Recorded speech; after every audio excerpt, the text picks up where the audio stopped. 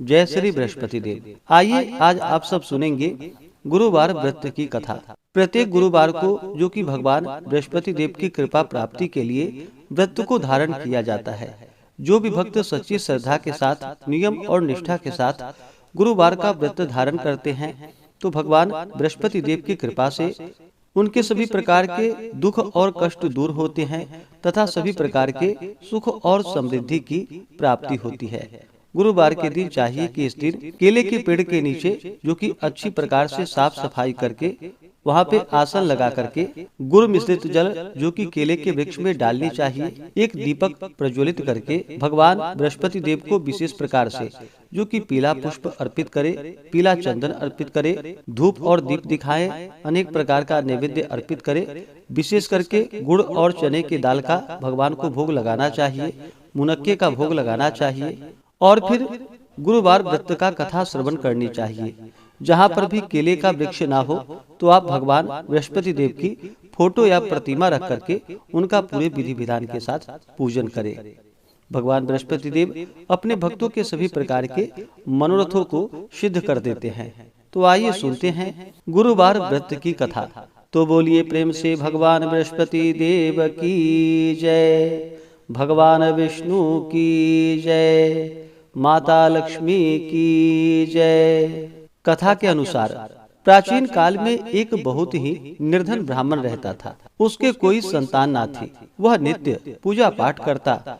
उसकी स्त्री ना स्नान करती और ना ही किसी देवता का पूजन ही करती थी। इस कारण ब्राह्मण देवता जो कि बहुत दुखी रहते थे, अपनी पत्नी को बहुत समझाते किंतु उसका कोई परिणाम ना निकलता। भगवान की कृपा से ब्राह्मण के यहाँ एक कन्या उत्पन्न हुई। कन्या बड़ी होने लगी। प्रातः स्नान करके वह भगवान विष्णु का जप करती, बृहस्पतिवार का व्रत भी करने लगी।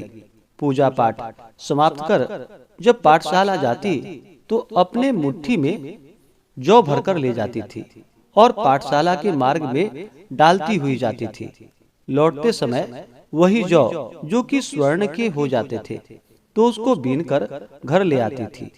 एक दिन वह बालिका सूप में उन सोने के जौ को फटक कर साफ कर रही थी कि तभी उसकी माँ ने देख लिया और कहा कि हे बेटी, सोने के जौ को फटकने के लिए सोने का सूप भी तो होना चाहिए। दूसरे दिन गुरुवार था। कन्या ने व्रत रखा और भगवान बृहस्पति देव से सोने का सूप देने की उनसे प्रार्थना की और कहा कि हे प्रभु, यदि सच्चे मन से मैंने आपकी पूजा की हो तो मुझे सोने का सूप दे दो। बृहस्पति देव ने उसकी प्रार्थना स्वीकार कर ली और रोजाना की तरह वह कन्या जौ फैलाती हुई पाठशाला चली गई। पाठशाला से लौटकर जब वह जौ बीन रही थी तो बृहस्पति देव की कृपा से उसे सोने का सूप मिला। उसे वह घर लेकर आई और उससे जौ फटककर साफ करने लगी, परंतु उसकी माँ का वही ढंग रहा। एक दिन की बात है, कन्या सोने के सूप में जब जौ को साफ कर रही थी उस समय उस नगर का राजकुमार वहां से निकला। कन्या के रूप और कार्य को देखकर वह उस पर मोहित हो गया। राजमहल आकर वह भोजन तथा जल त्याग कर उदास होकर लेट गया।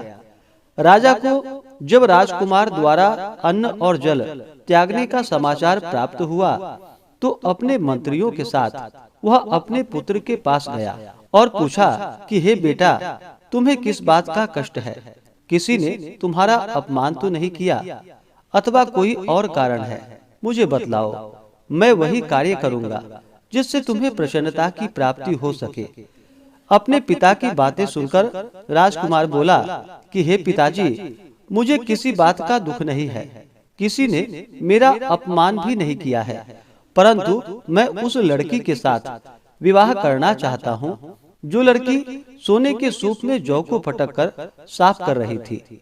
राजकुमार ने राजा को उस लड़की के घर का पता भी बता दिया। मंत्री राजा के कहने पर उस लड़की के घर गया। मंत्री ने ब्राह्मण के समक्ष राजा की ओर से निवेदन किया और फिर कुछ ही दिनों के बाद ब्राह्मण की कन्या का विवाह राजकुमार के साथ संपन्न हो गया। और फिर क्या था, कन्या के घर से जाते ही ब्राह्मण के घर में पहले की भांति गरीबी का निवास हो गया। एक दिन दुखी होकर ब्राह्मण अपनी पुत्री से मिलने के लिए गया। बेटी ने पिता की अवस्था को देखा और अपनी माँ का हाल पूछा। ब्राह्मण ने सभी हाल कह सुनाया। कन्या ने बहुत सा धन देकर अपने पिता को वहां से विदा कर दिया, लेकिन कुछ ही दिनों के बाद फिर वही हाल हो गया। ब्राह्मण फिर से अपनी कन्या के यहाँ गया और सभी हाल कहा तो पुत्री बोली कि हे पिताजी, आप माताजी को यहाँ लिवा लाओ, मैं उन्हें यह विधि बता दूंगी जिससे कि गरीबी दूर हो जाए।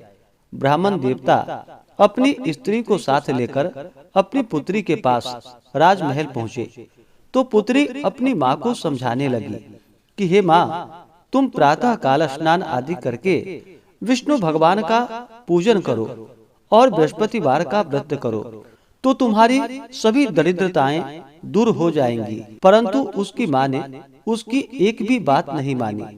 वह प्रातः काल उठते ही अपनी पुत्री के बच्चों का जूठन को खा लेती थी। एक दिन उसकी पुत्री को बहुत गुस्सा आया। उसने अपनी माँ को एक कोठरी में बंद कर दिया और फिर प्रातः उसे स्नान आदि करा करके उससे पूजा पाठ करवाया। तब जाकर के उसकी माँ की बुद्धि ठीक हो गई। इसके बाद नियम से पूजा पाठ करने लगी और प्रत्येक बृहस्पतिवार को व्रत भी करने लगी। और फिर इस व्रत के प्रभाव से मृत्यु के बाद वह स्वर्ग को गई। वह ब्राह्मण भी सुख पूर्वक इस लोक का सुख भोग कर अंत में स्वर्ग को प्राप्त हुआ। बृहस्पति देव सभी कामनाएं पूर्ण करते हैं। जो सद्भावना पूर्वक बृहस्पतिवार का व्रत करते हैं एवं कथा पढ़ते हैं अथवा सुनते हैं और दूसरों को भी सुनाते हैं, बृहस्पति देव उनकी सभी मनोकामनाएं पूर्ण करते हैं और उनकी सदैव रक्षा करते हैं। तो बोलिए प्रेम से भगवान बृहस्पति देव की जय।